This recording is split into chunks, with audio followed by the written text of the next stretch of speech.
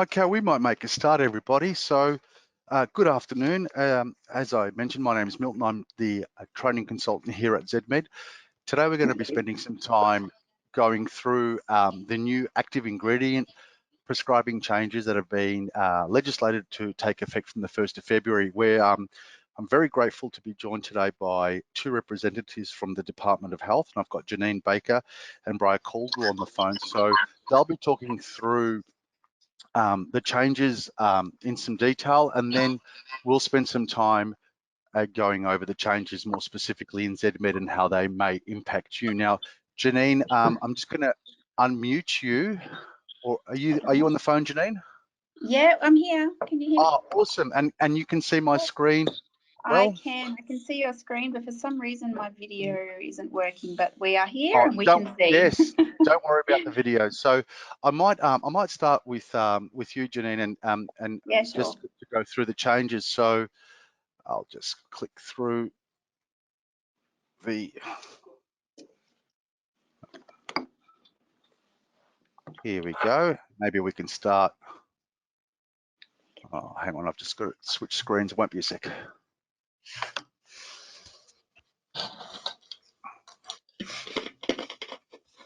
Alrighty, so maybe we can start off on this slide here, Janine. Yeah, sure. So I think this is a really good slide to start with, actually, around what is an active ingredient, because we have had some questions about the difference between active ingredient prescribing and generic prescribing. So really, it's the same thing. We are talking about generic prescribing, and active ingredients are the chemical compounds in a medicine that actually has an effect in the body. So it's the actual chemical within the medicine, and you know we are referring to those as active ingredients. Right, fantastic. I hope that makes sense for everybody. Yeah. So next slide. Yep, so the benefits of active ingredient prescribing. So really the main focus of these changes is about educating consumers around the medicines that they are taking, and reducing the risk of patients double dosing of an active ingredient because they have different brands dispensed to them. So, you know, this also has a range of other benefits in terms of, you know, the driving the uptake of generic and biosimilar medicines and driving down the cost of medicines for consumers, in that they can see when a doctor prescribes by active ingredient that at the pharmacy, when they're presented with different brand options, they are the same medicine, they are the same active ingredient, and they do have the option of choosing the lower cost medicine, which will have the same effect in their body. It's really around largely educating consumers in that they see the same medicine information displayed to them in all places where they see the medicine name. So the TGA have done some work with manufacturers around increasing the prominence of active ingredient on medicine packaging, and the Quality and Safety Commission have released guidelines around how medicines are displayed on dispense labelling, in that they need to include the active ingredient. So really the prescription is really the last piece of the puzzle, in that now there is a continuous display of the active ingredient in all places that a consumer sees their medicines printed. Yep. So that's really largely why we're introducing these changes. Yep. So when will active ingredient prescribing begin? So we've been working with industry for a couple of years on these changes, and a large piece of that work has been working with the medical software industry to make sure that your systems, your prescribing systems like Zedmed, actually enable you to meet these new requirements very easily. So although it's taken us 2 years, the changes do come into effect from 1 February this year, which is very close. And we're hoping that everybody is well aware of these changes. We have been doing a large amount of communication with industry on this. So from this time, so from 1 February, all new PBS prescriptions and RPBS prescriptions will be required to include the active ingredient, followed by brand if the doctor believes it's clinically necessary for a patient to have brand on their prescription. So consumers will start to notice active ingredient information on their scripts from 1 February. Prescriptions that were written before 1 February and any associated repeat prescriptions do not need to meet the active ingredient prescribing requirements. It's only for new prescriptions that are written from that time. Yep, fantastic. Yep, so can I still prescribe by brands? Yes, you absolutely can. And one of the fundamental components of this measure was making sure that prescribers maintain their ability to prescribe the medicine that their patient needs. So what that means is that active ingredients will be on script. Your prescribing software will automatically do that for you, but you can still elect to include a brand name on any prescription where you believe is clinically necessary. So that could include a whole range of situations in terms of patient familiarity with brand. If you think that there is a significant risk that a patient is familiar with that brand and switching to another brand may cause patient safety risks. Or if they, are not treatment naive and need a particular brand.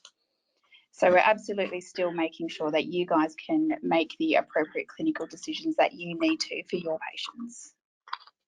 So if you do choose to include brand, it will just be displayed after the active ingredient on the prescription.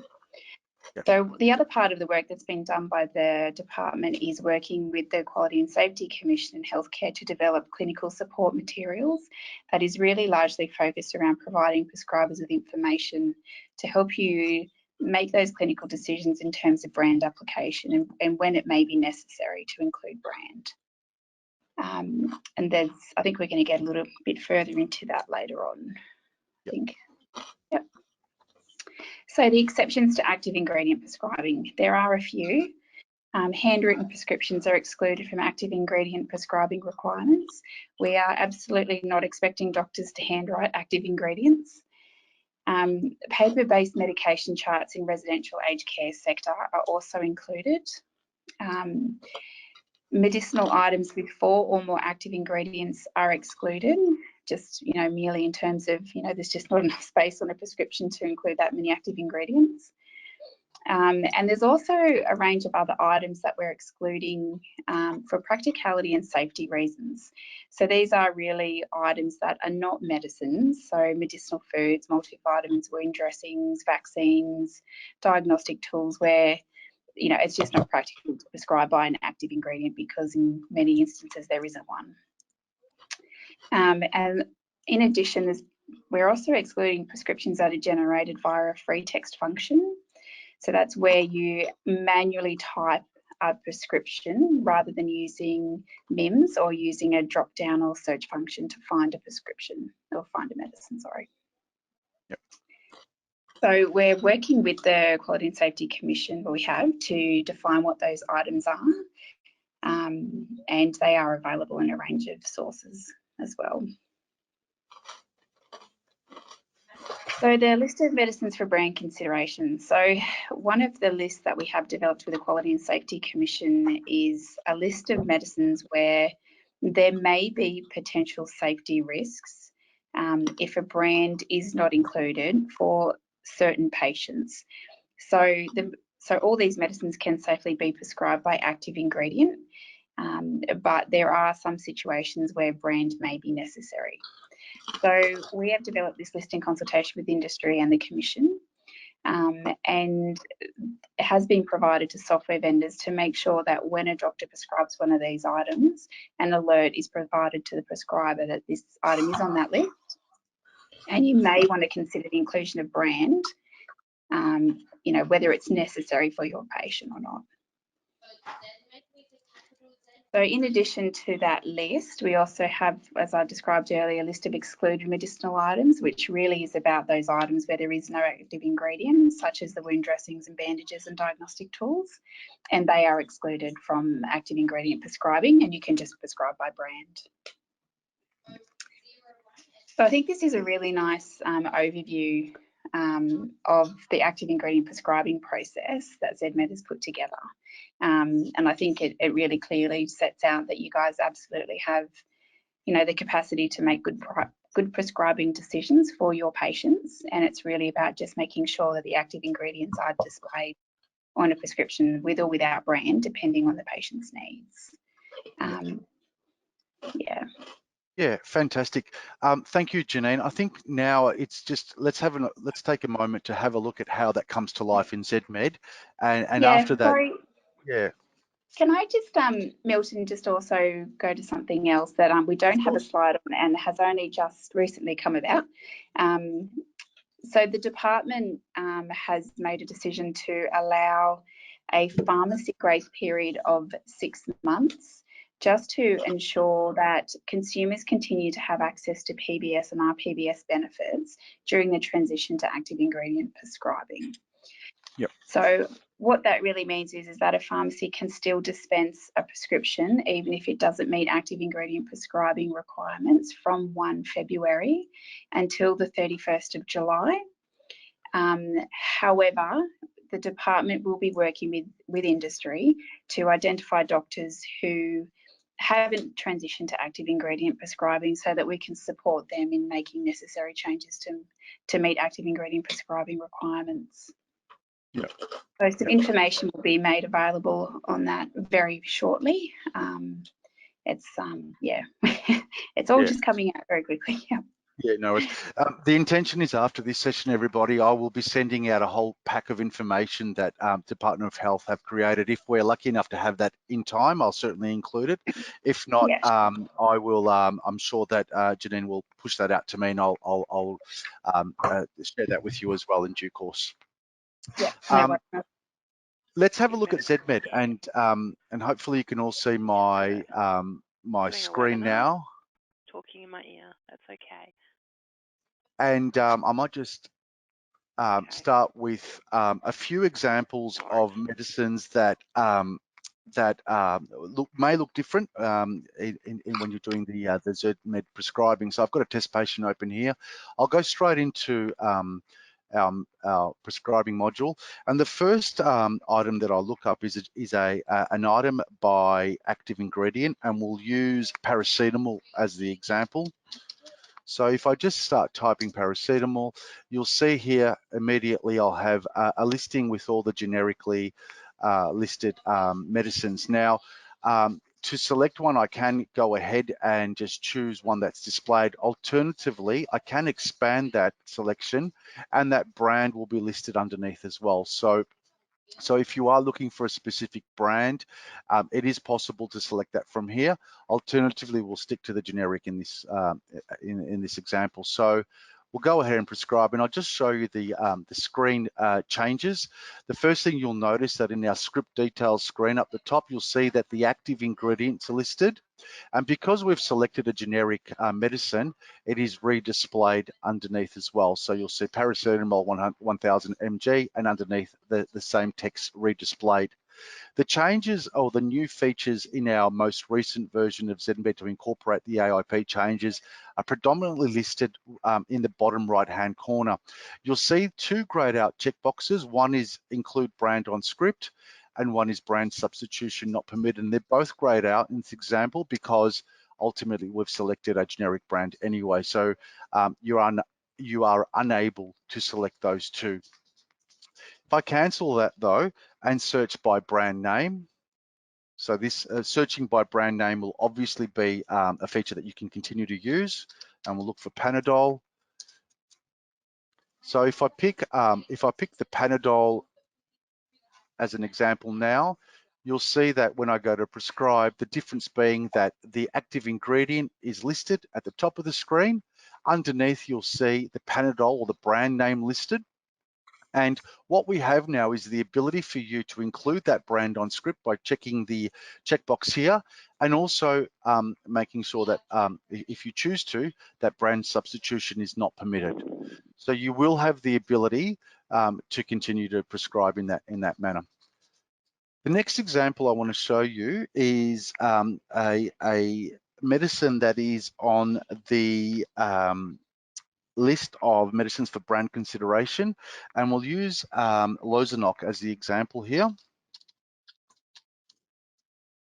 And what you'll notice when I select Lozanoc is that if I continue to the prescribing, it will have the active ingredient displayed. It'll also have the brand name underneath, but now we have this dialog or pop-up box advising you to consider including the brand on the prescription in addition to the active ingredient, as the product is on the list of medicines for brand consideration. So the recommendation is that we check this box here as well. Okay, so that is another example. Moving on, we'll look at the medicine that's on the list of excluded medicinal items, or the LEMI. And in this case, we'll use a vaccine called Bexsero. And when I go ahead with that medicine, you'll notice again, because it is on the LEMI, no active ingredient is listed. You'll see the brand name displayed twice here, but we do have a dialog box saying that vaccines are recommended to be prescribed by brand only, and they have been, as they have varying strains. So you'll notice that checkbox is automatically selected for you. Okay. The last example is a situation where we have 4 or more active ingredients in the medicine itself. So we'll choose paracetamol with 300. So what happens in this example is that you'll see, because there are more than 4 active ingredients, and you can see how many there are there, the pop-up box will say, recommend to you to prescribe by brand for practicality and safety reasons. So in this example, you would need to cancel the selection and actually choose the brand and prescribe that way. And you can see again, the dialog box will appear with the checkbox pre-selected for you on the include brand on script. So from my experience so far with the updates in the system, as an end user, I don't think you need to rely on an understanding of what individual medicine, what the individual medicine's requirements are, whether they're on the LEMI or on the list of brand for medicine for brand consideration, because the system will actually take that guesswork out for you and make that recommendation as it's built into our MIMS database. So a prerequisite is that you are using the most recent MIMS update. So being in January, you need to be running the January update, and just really follow your nose and acknowledge any pop-up dialog boxes that appear as you're using the system. So that's really just an overview on Zedmed and how it integrates to include the legislative changes.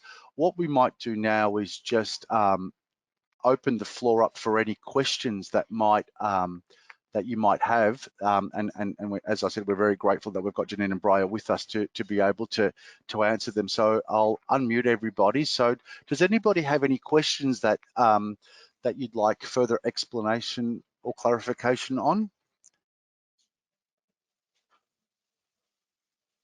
If you've called in, you might be on mute yourself, so just unmute.